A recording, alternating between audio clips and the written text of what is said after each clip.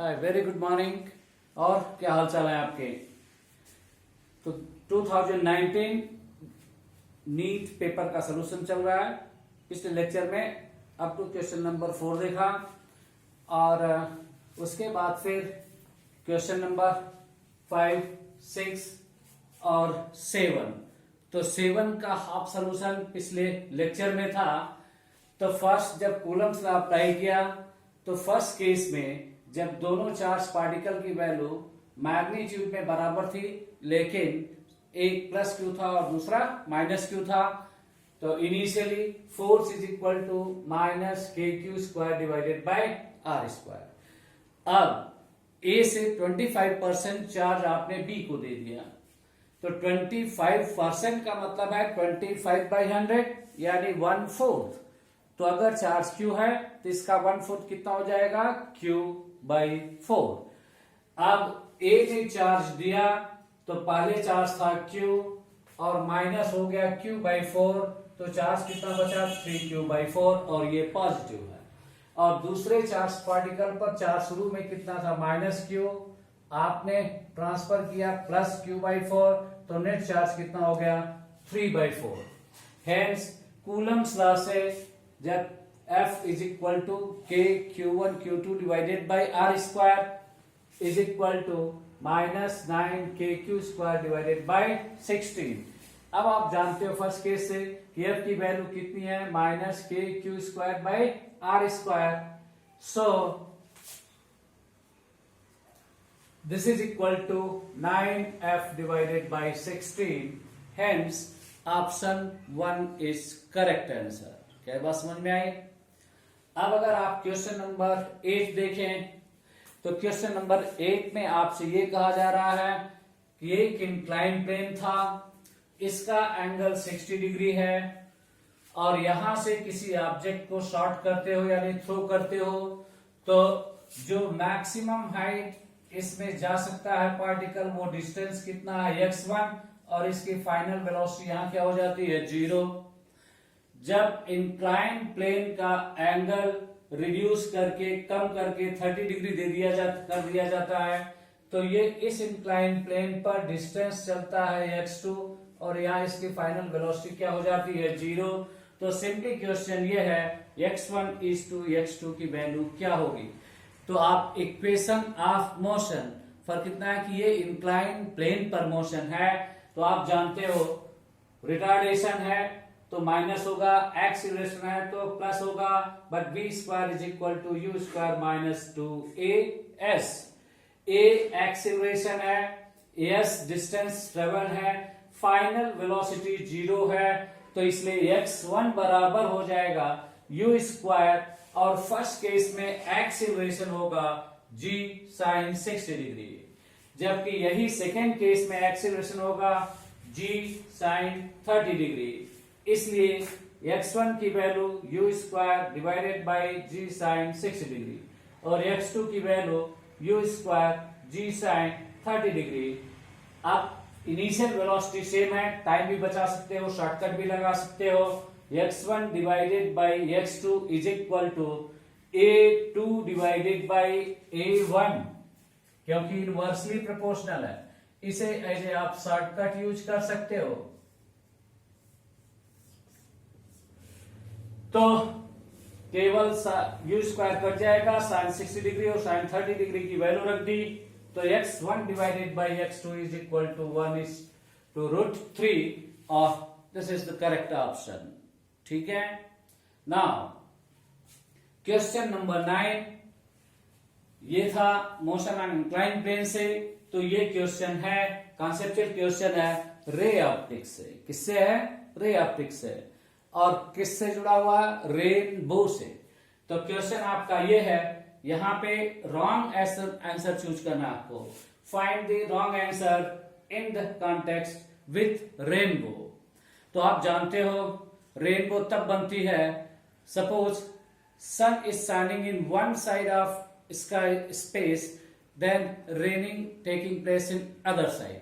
So to see the rainbow observer has to face opposite to the sun, यानी इसका back होना चाहिए towards the सन। और वो अप्रोप्रिएट होगा। जबकि सेकेंड ऑप्शन इसमें कह रहा observer can see the rainbow when point is when front is towards sun. Front यानी अगला, आगे का हिस्सा। ये गलत है, बाकी सभी ऑप्शन अप्रोप्रिएट हैं। To see the rainbow, observers back should be towards the sun and not front. Okay, let's see the next question.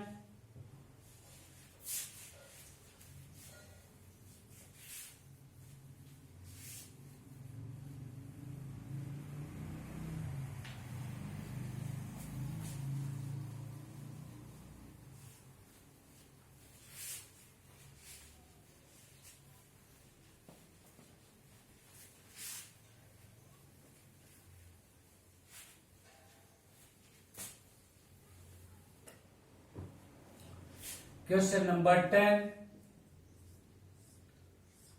A average, what is average velocity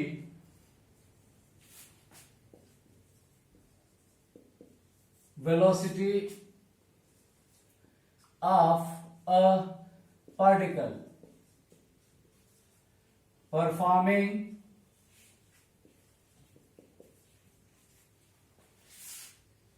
simple harmonic motion।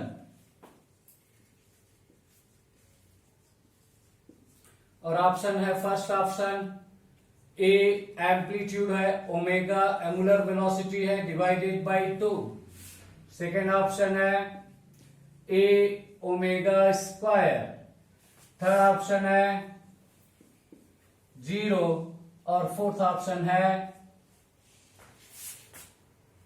A omega by 2।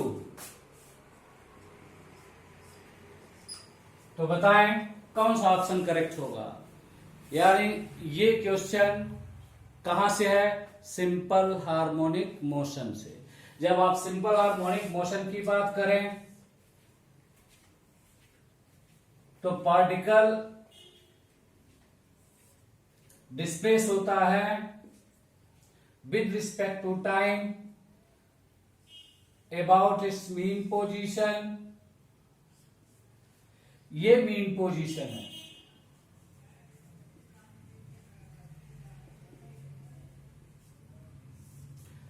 अब at time t is equal to 0 ये particle mean position पे है, और एक cycle में complete होने में time जो लगता है उसे आप क्या कहते हो, टाइम पीरियड। सो फिर से एक साइकिल के बाद पार्टिकल मीन पोजीशन पे आ जाता है। तो आप जानते हो average velocity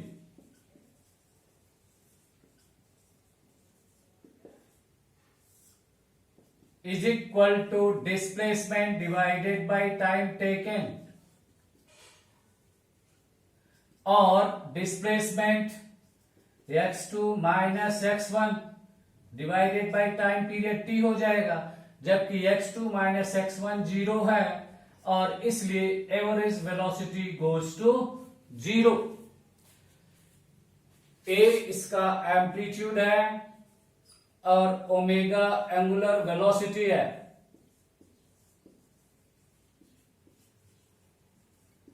Hence correct option is C, that is third। नहीं ए ओमेगा स्क्वायर बाई 2 सही ना, ए ओमेगा स्क्वायर। तो सिंस ये सिंपल हार्मोनिक मोशन कर रहा है और एग्जैक्टली एक हाफ साइकिल के बाद डिस्प्लेसमेंट क्या होगा, 0। पार्टिकल चाहे जहां से मोशन स्टार्ट करे, वन साइकिल के बाद displacement 0, so average velocity goes to 0। Let's see the next question.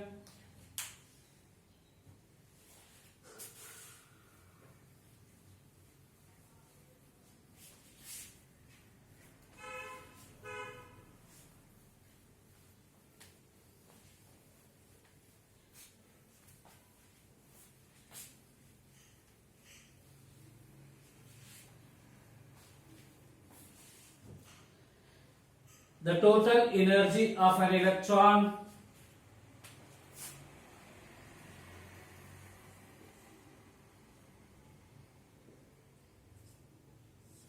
Question number 11.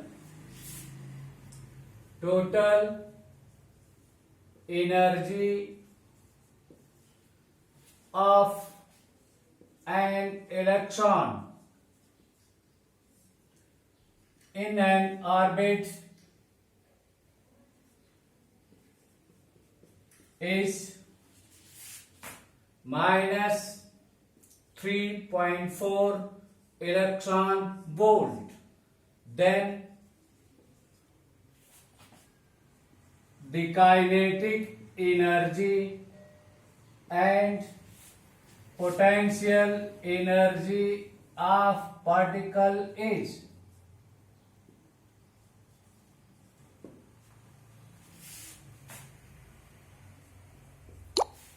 अब चार ऑप्शन दिए गए हैं, आपको बताना है ये क्वेश्चन है कहां से, एटॉमिक स्ट्रक्चर से, हाइड्रोजन स्पेक्ट्रम से। यानी अगर किसी भी ऑर्बिट में इलेक्ट्रॉन की total energy minus 3.4 electron volt है तो उस जगह उसकी काइनेटिक एनर्जी कितनी होगी और पोटेंशियल एनर्जी कितनी होगी। तो किसी भी एटम में प्रोटॉन न्यूक्लियस में होता है, इलेक्ट्रॉन ऑर्बिट में होता है एटम के अंदर, दोनों के बीच फोर्स ऑफ अट्रैक्शन होता है। और जब फोर्स ऑफ अट्रैक्शन हो तो टोटल एनर्जी निगेटिव होती है। और यहां दिया गया है माइनस 3.4 इलेक्ट्रॉन वोल्ट, ये मान लो माइनस ई के बराबर है। तो जितनी टोटल एनर्जी होती है, अब काइनेटिक एनर्जी निगेटिव नहीं हो सकती, उतनी ही काइनेटिक एनर्जी होती है। अगर E total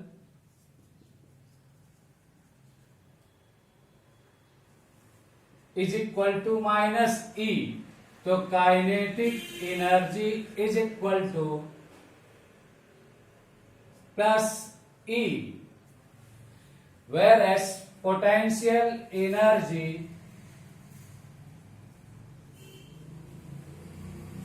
is equal to minus 2e, 2 times of the total energy. Hence, this is plus 3.4 electron volt, जबकि potential energy minus 2 into 3.4 which is 6.8 electron volt, which is correct option. Hence correct option,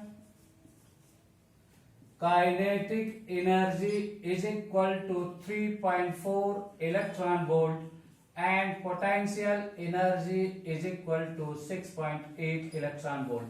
याद रहे same question आपका gravitation से भी होता कि अगर ये नहीं कि केवल एटॉमिक स्ट्रक्चर पे ध्यान रखो और ये परमाणु, अगर टोटल एनर्जी माइनस ही है वहां पे भी नेगेटिव होगा, तो काइनेटिक एनर्जी अपोजिट साइन में उतनी ही होती है जितनी टोटल एनर्जी होती है। लेकिन potential energy 2 times of the negative value होती है। और यहां से रिपीटेड क्वेश्चन है, चाहे एटॉमिक स्ट्रक्चर से हो और चाहे ग्रेविटी से हो। क्या ये बात समझ में आई?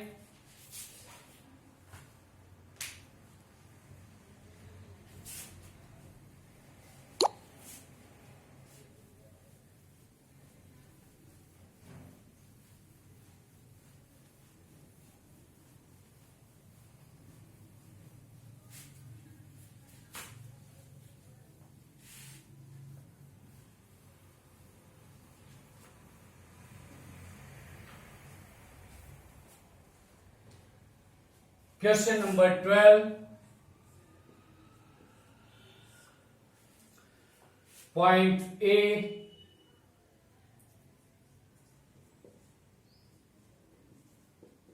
on Earth's surface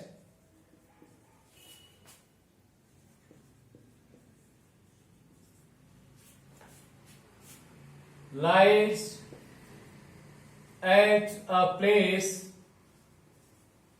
where angle of dip